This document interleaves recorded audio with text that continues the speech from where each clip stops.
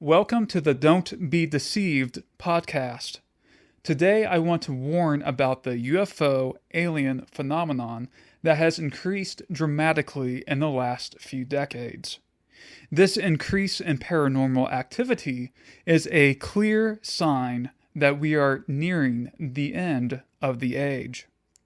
And sadly, many of the churches don't know how to deal with someone claiming that they have seen a UFO or have been abducted by extraterrestrials. These encounters are often shrugged off as if the witness or victim are crazy.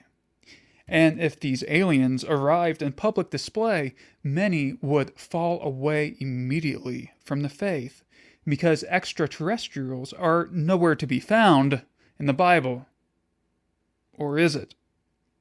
The truth is that the Bible does mention extraterrestrials, and they fall into two categories: angels and fallen angels. Now, some of you may be rolling your eyes right now thinking, this guy is so close-minded. But watch out. Maybe you are in fact the close-minded one. I'm not denying the existence of UFOs or these so-called aliens. I do not think most people are just making it up. I have seen a UFO myself. A few years ago, I was camping down in the canyon, and late one night I saw an orange glowing orb travel across the cliff of the canyon. At first, I thought someone was up there with a lantern, but it was moving too fast for it to be a person. And there was no wind blowing. It seemed like it was pulsating. I was puzzled by what it was. Then, suddenly, it vanished, and I never saw it again. Interestingly, other people have described seeing something similar. It is good to be open-minded, as what people are experiencing are real, but don't be so open-minded that your brains fall out.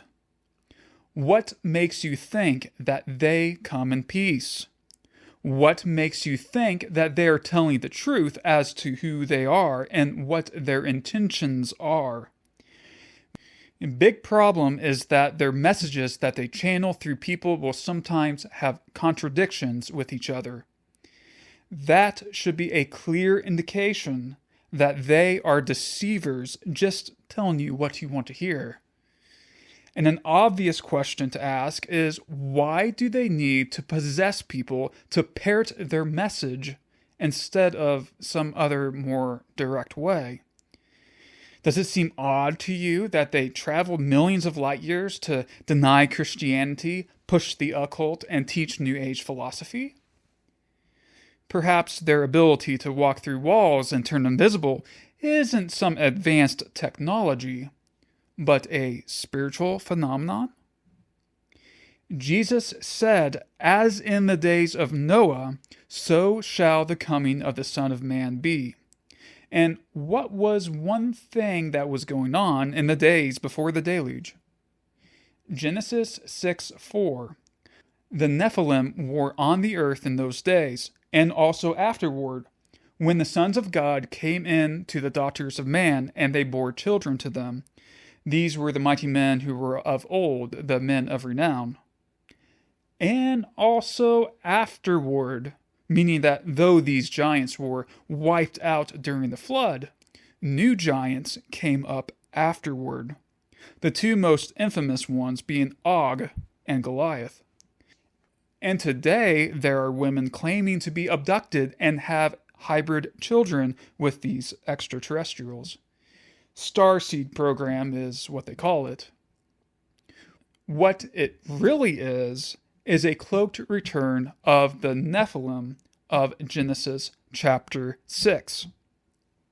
And I believe that the final Antichrist himself will be a Nephilim.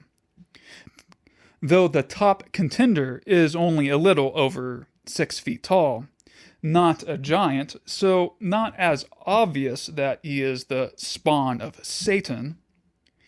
Jesus Christ is the commander of the armies of heaven, while this guy, whom I'm speaking of, is also a commander, but commander of the Galactic Federation of Devils. While a lot of other people are wasting time speculating which politician is the devil incarnate, the focus should zero in on the New Age movement, which is the old mystery Babylon religion, the occult, wrapped in different packaging. Who is their Messiah? Who is the main guy being worshipped? And what do you see on his hand in the majority of the artwork depicting this imposter? Answer: the mark of the beast, a sunburst. The devil has a new name in the 21st century, and his name is Astray. Could I be wrong? Sure. He could simply be Lucifer himself. As far as who the false prophet is, well, I've done an entire teaching on that called The False Prophet Revealed, where I guide you like a detective to the most logical conclusion that he will be a sorcerer set up in Jerusalem by the Jesuits. Could I be wrong? Sure. He could be set up by an organization with the same exact plan, and coincidentally forcing everyone to receive a very similar symbol tattooed on them, which has been confirmed by several people receiving a word from the Lord, including dreams and visions, that it is an electronic tattoo of a sunburst. 666 is the grand number of the sun. The coming of the lawless one is by the activity of Satan with all power and false signs and wonders, and with all wicked deception for those who are perishing, because they refused to love the truth and so be saved.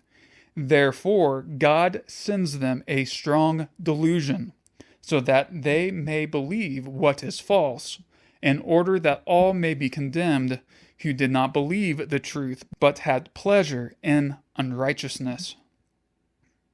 2 Thessalonians 2, 9-12.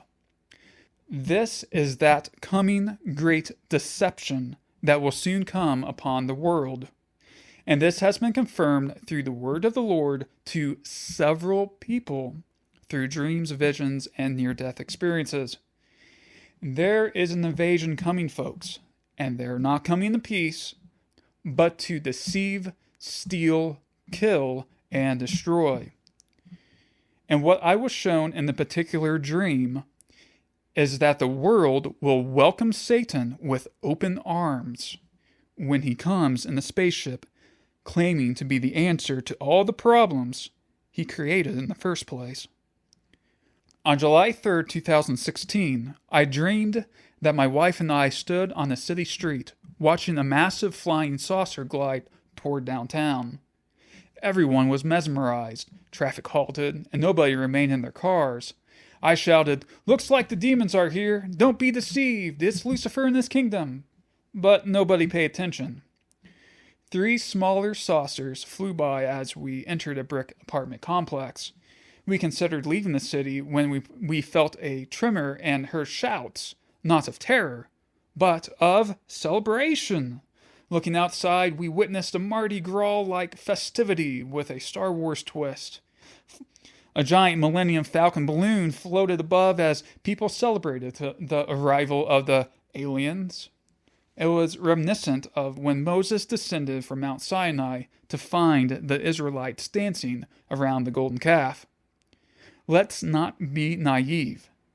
Entities that abduct, possess, and torment are plainly evil. There are clear parallels between alien abductions and demonic possessions, different labels for the same malevolence. The name of Jesus makes these entities tremble because they're not who they claim to be. They're not the Galactic Federation of Light, but the devil and his angels. The surge in alien and UFO media isn't just entertainment. It's conditioning the masses to accept the greatest deception in history. The New Age movement is an old deception repackaged. We must stay vigilant, see through their charade, and warn others lest they be deceived, and preach to them the good news that Jesus is alive and he is coming back very soon. Maranatha, God bless, and shalom.